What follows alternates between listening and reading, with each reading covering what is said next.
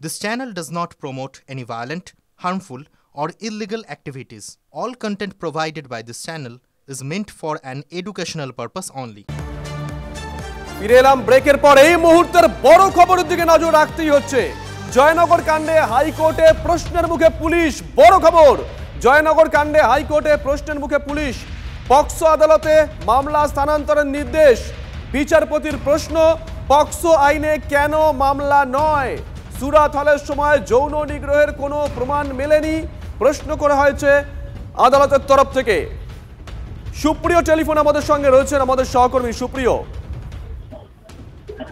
দেখো, ইতিমধ্যেই কিন্তু এই কুলতলির যে নাবালিকার ময়নাতদন্ত নিয়ে যে জটিলতা তৈরি হয়েছিল, সেই জটিলতা যাতে দ্রুততার সঙ্গে কাটতে পারে, সেই কারণেই কিন্তু কলকাতা হাইকোর্টের দ্বারস্থ হয়েছেন একদিকে এই নাবালিকার পরিবারের সদস্য, অন্যদিকে রাজ্যের তরফেও অ্যাডভোকেট জেনারেল, তারা যে কিন্তু ইতিমধ্যেই সওয়াল শুরু করেছেন, শুনানি শুরু হয়েছে এবং সেই শুনানিতে কিন্তু পুলিশকে এই নাবালিকার যে মৃত্যু বা ঘটনা, সেই ঘটনাকে সামনে রেখে আবারও প্রশ্নের মুখে পড়তে হয়েছে। কারণ আদালতের তরফ থেকে বিচারক কিন্তু ইতিমধ্যেই যে প্রশ্ন তুলেছেন যে একজন নাবালিকার দেহ উদ্ধার, তার মৃত্যুর ঘটনা, সেই জায়গাতে কেন পক্সো অ্যাক্টে মামলা রুজু করা হলো না, এবং ইতিমধ্যে ইনকোয়েস্টের যে রিপোর্ট, সেই রিপোর্টে কি কোনো রকম যৌন নিগ্রহের সঙ্গে থেকে আসবো তোমার কাছে। বিকাশ রঞ্জন ভট্টাচার্য এই মুহূর্তে সরাসরি আমাদের সঙ্গে রয়েছেন। বিকাশ বাবু, গোটা বিষয়টা দেখছেন কিভাবে? আজকে আবারও তো আদালতের প্রশ্নের মুখে পুলিশকে পড়তে হলো। দেখুন, মুশকিল হচ্ছে এই রাজ্যের পুলিশ, তারা তো নিয়ম মেনে তাদের দক্ষতা প্রয়োগ করেন না। পুলিশের যে কোনো তদন্তে দুর্ভাগ্যজনক ভাবে তারা তাকিয়ে থাকেন যে মুখ্যমন্ত্রী কি নির্দেশ দিচ্ছেন এবং সেই নির্দেশ অনুযায়ী তাদের সব কাজ করতে হবে। তার কারণ অধিকাংশ ধর্ষণ এই সমস্ত ক্ষেত্রে তৃণমূলীরা যুক্ত, প্রত্যক্ষ বা পরোক্ষভাবে। তারই অপত্য পরিণতি এসব হচ্ছে। কতগুলো মৌলিক বিষয় নিয়ে জজদের প্রশ্ন করতে হচ্ছে। দুর্ভাগ্য, প্রশাসনিক স্তরে এমন দুর্নীতি ঢুকিয়ে দিয়েছেন তিনি যে মানুষ আর অন্য কিছু ভাবতেই পারছে না। ধন্যবাদ। আমরা কথা বললাম বিকাশ রঞ্জন ভট্টাচার্যের সঙ্গে। বড় খবর এই মুহূর্তে, জয়নগর কাণ্ডে হাইকোর্টের প্রশ্নের মুখে পুলিশ। পক্সো আদালতে মামলা স্থানান্তরের নির্দেশ। সুপ্রিয়, তোমার যেখানে থামিয়েছিলাম। দেখো, ইতিমধ্যেই ইনকোয়েস্ট রিপোর্ট বা ইতিমধ্যেই যে তথ্য আছে, সেই তথ্যের উপরে ভিত্তি করে বিচারপতি তিনি কিন্তু পুলিশের তদন্ত নিয়ে বলা যেতে পারে এক প্রকার প্রশ্ন তুলে দিয়েছেন। তার কারণ তিনি যেটা বলছেন যে সুরতার রিপোর্ট বা ইনকোয়েস্ট রিপোর্ট থেকে বিচারপতি মন্তব্য করেছেন কেন এখনো পর্যন্ত পক্সো অ্যাক্টে যুক্ত করা হয়নি, এবং তার পরিপ্রেক্ষিতেই কিন্তু রাজ্যের তরফে অ্যাডভোকেট জেনারেল তিনি যেমনটা বলেছেন যে আইন অনুযায়ী পরবর্তীতে যারা ধারা যোগ করার অপশন রয়েছে সেগুলো তারা যোগ করবেন। এবং ইতিমধ্যেই কিন্তু পরিবারের তরফ থেকে যে আবেদন আজকে কলকাতা হাইকোর্টে জানানো হয়েছিল যে ম্যাজিস্ট্রেটের উপস্থিতিতে। সুপ্রিয়, আসবো তোমার কাছে। এই মুহূর্তে নিঃসন্দেহে বড় খবর, জয়নগর কাণ্ডে হাইকোর্টের প্রশ্নের মুখে পুলিশ। পক্সো আদালতে মামলা স্থানান্তরের নির্দেশ। বিচারপতির প্রশ্ন, পক্সো আইনে কেন মামলা নয়? সুরাত হলের সময় যৌন নিগ্রহের কোনো প্রমাণ মেলেনি, প্রশ্ন করেছে হাইকোর্ট। বড় খবর, ব্রেক করছি আমরা। এই মুহূর্তের বড় খবর,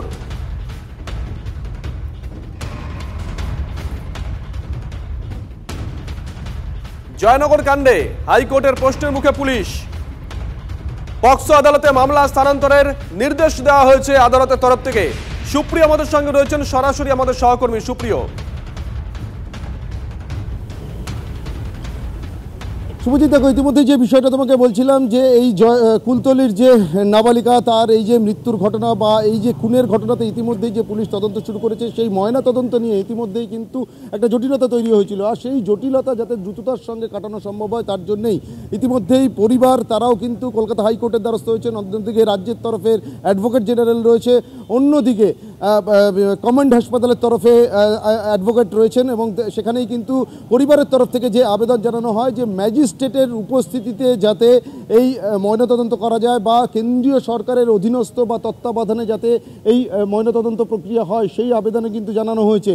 এবং ইতিমধ্যেই কিন্তু আজকের এই মামলার শুনানি পর্বে পুলিশকে কিন্তু প্রশ্নের মুখে পড়তে হয়েছে আদালতে। তার কারণ একজন নাবালিকা, 10 বছর বয়স, তার এই যে মৃত্যুর ঘটনা বা এই যে ঘটনা, সেই ঘটনার পরিপ্রেক্ষিতে কেন পক্সো অ্যাক্টে মামলা রুজু করা হয়নি। এবং সেক্ষেত্রে কিন্তু বিচারপতি এই প্রশ্নও করেন পুলিশের উদ্দেশ্যে যে ইনকোয়েস্ট রিপোর্ট বা সুরতাল যে রিপোর্ট, সেই রিপোর্টে কি এখনো পর্যন্ত কোনো রকম কোনো যৌন নিগ্রহ বা ফিজিক্যাল অ্যাসল্টের কোনো তথ্য প্রমাণ পাওয়া যায়নি। অর্থাৎ সেখানে গিয়েই কিন্তু পুলিশকে আবারও প্রশ্নের মুখে পড়তে হলো। এখনও কিন্তু শুনানি পর্ব চলছে, আর এই শুনানির মধ্যে দিয়েই কিন্তু এখন এই দেহের ময়নাতদন্তের প্রক্রিয়া কিভাবে হবে, অর্থাৎ পরিবার চাইছেন যে কোনো কেন্দ্রীয় সরকারি অধীনস্থ কোনো হাসপাতাল, অর্থাৎ সেটা কমান্ড হাসপাতাল হোক বা ইএসআই হাসপাতাল হোক।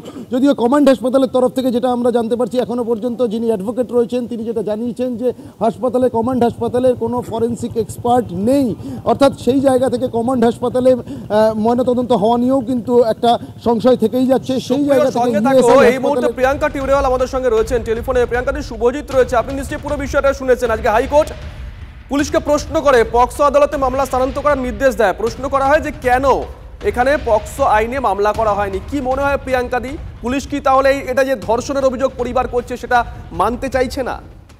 আরে ভাই, পুলিশ তো এখানে মমতার চেলা, মমতা ব্যানার্জির চেলা হয়ে কাজ করে। তো মমতা ব্যানার্জি যখন বলে যে ধর্ষণ হয় না, তো পুলিশকে সেই দেখাতে হবে যে ধর্ষণ হয়নি। না হলে একটা বাচ্চাকে সেই হিসাবে দেখেই তো বোঝা যাচ্ছিল যে কি হয়েছে বাচ্চার সঙ্গে। পুলিশ কি এত বোকা যে বুঝতে পারেনি? এটা পারপাসলি করা হয় যাতে এনসিআরবিতে ক্রাইমের ডেট আনা যায়। আর এইগুলো তো এত মানে আমরা সবাই ইস্যুটাকে রেড করে নিয়ে আসলাম কালকে, আপনি দেখেছেন তো। পক্সো আইন ওখানে দিবে না, কিন্তু আমরা যারা ওখানে আওয়াজ তুলছি আমাদের আগেন্স্টে এফআইআর করবে, এই সাহস আছে পুলিশের। শুনুন, আমি বলছি, ধর্ষণকারীরা তো বাচ্চার ধর্ষণ করে ওখানে ফেলে দিয়েছে। আর এই যে কেসে পক্সো কেস দেয়নি, এইগুলো দেয়নি, পুলিশ তো ধর্ষণকারী থেকে কম নেই। এই রাজ্যের পুলিশও ধর্ষণকারী আছে। ধন্যবাদ। আমরা কথা বললাম বিজেপি নেত্রী এবং আইনজীবী প্রিয়াঙ্কা টিউরেওয়ালের সঙ্গে। বড় খবর আজকে ব্রেক করছি আমরা। জয়নগর কাণ্ডে হাইকোর্টের প্রশ্নের মুখে পুলিশ, পক্সো আদালতে মামলা স্থানান্তরের নির্দেশ। বিচারপতির প্রশ্ন, পক্সো আইনে কেন মামলা নয়?